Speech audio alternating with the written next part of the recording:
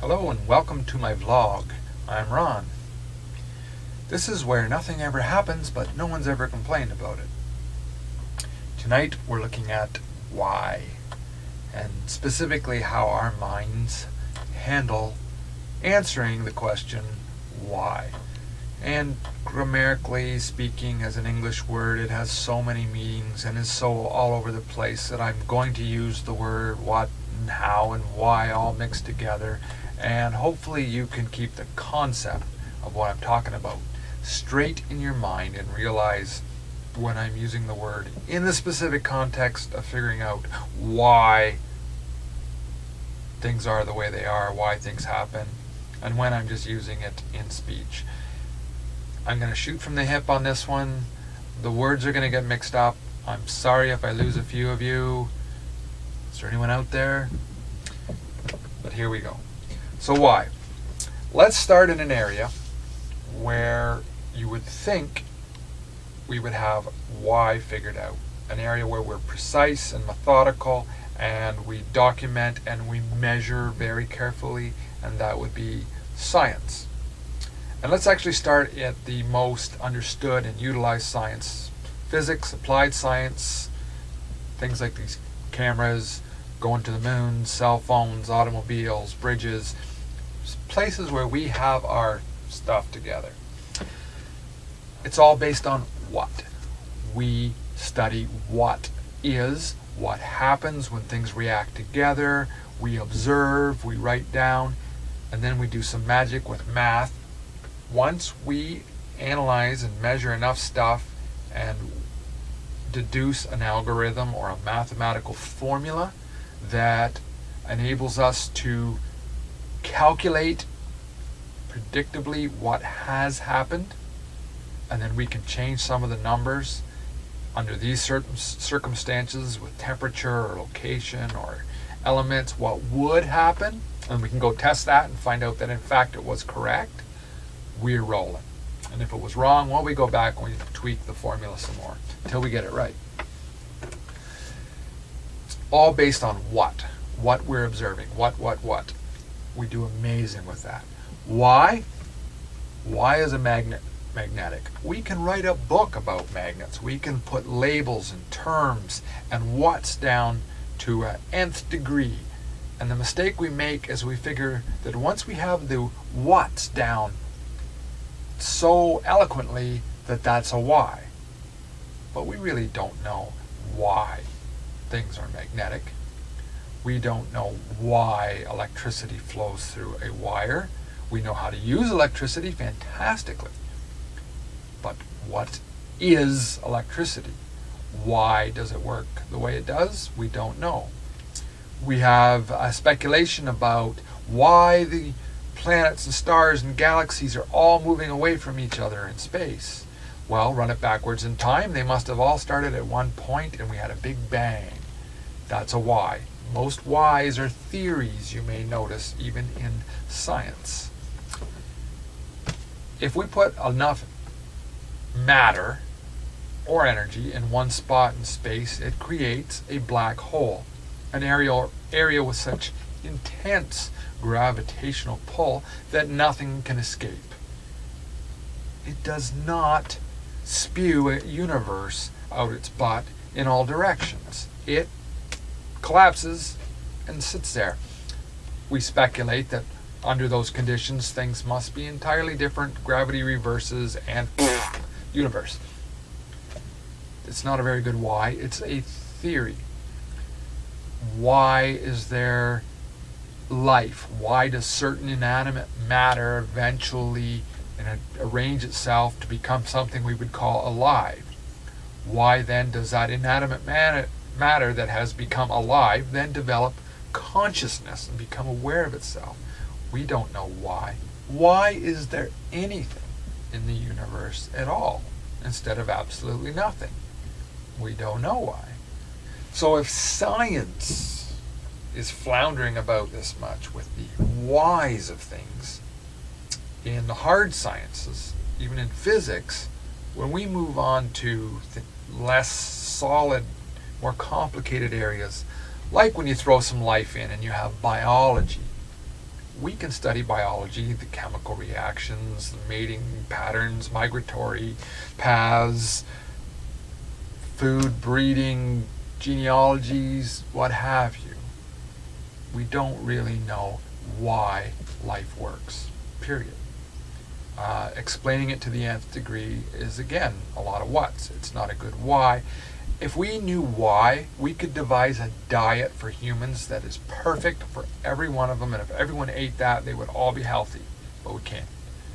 People are different. If we knew why, we wouldn't have a placebo effect. The sugar pill can cure people more effectively than medicine in trials. If we knew why, life on this planet would be a lot different. Enter psychology. It's an even bigger can of worms. We're forever laying people on the couch and discussing with them why they think and feel the way they do. And it's more of an intuitive science than a hard and fast physics. And then when you get on into day-to-day events of life, for example, I broke my collarbone a few weeks ago. I wrote a blog post about it, and I put a poll on the page asking people their thoughts on why accidents and things like that happen. And I had a pretty even spread between, just the way things work out, random chance, divine intervention, law of attraction, different rationales we use for why. You look at an automobile accident, you see a few instances, a few seconds of actual data hit your brain. Two cars, boom, boom, boom, they move, crash, there's your accident. Those few frames of visual and audio information that we received, our mind builds a story up around that. It creates the why in a storyline. And that's why you'll have 6 witnesses and 6 different stories, because the stories are largely drawn from our viewpoint of life, our past experiences, our expectations. We impart motives and actions and fallacies and skills to the drivers and the weather and the roads and the cars, and we create the story, and we get 6 different stories. So your life is like that. You have events that have actually happened to you. The meaning that you give to those events, the why, is totally up to your interpretation. So the point being then, since our minds are not designed to accurately perceive and actually connect the dots on why, presuming that there is actually a why, this leaves things wide open for us to improve our lot. That is, we can choose the why. So let's use that. What is the best possible why that you could put on the story of your life, the things, the actual factual things that have happened to you that would set you up for the best possible future? Being a victim, feeling controlled, feeling helpless, feeling that you're underprivileged or not in a good position to succeed from here, that's a story. I don't think it's going to help you much achieving your goals and dreams and living an extraordinary life. In fact, I've done this exercise and I didn't even recognize my own memories, my own life afterwards. Go back as far as you can. Replay your life through your mind. Lay down, meditate, clear your mind, take some time, go through your life, and put the best possible spin on everything that you can remember. View everything as a setup for the next lesson in life, the next opportunity, the next achievement. View all of it as a big setup for your big comeback, your big success. All of it was meant to bring you to this moment, which is the moment when you're going to turn and head straight towards the sun, straight towards a great, wonderful future where you tell yourself a story, and everything that happened is why you are going to be such a fantastic success, why your life is going to be so extraordinary, why you changed, why you became, why you achieved, why you enjoyed. Try it. Your why is yours. You look around the world, it's like 7 billion accidents have gone on, and 7 billion witnesses have looked at it, and 7 billion stories. And the people who tell themselves a story with a happy ending, well, I can't guarantee they're going to get a happy ending.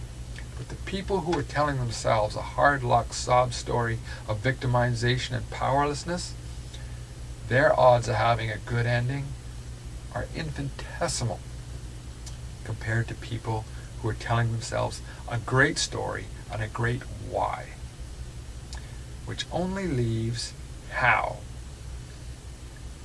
And how is fairly close to why, with a few whats thrown in. And basically what it amounts to is every problem really might be a nail. And a hammer just might be the most essential tool you could ever use. And I will talk about that in my next vlog. And that's what I'll talk about. And why? Just because I want to, and it's going to make everybody's, well, at least my day great.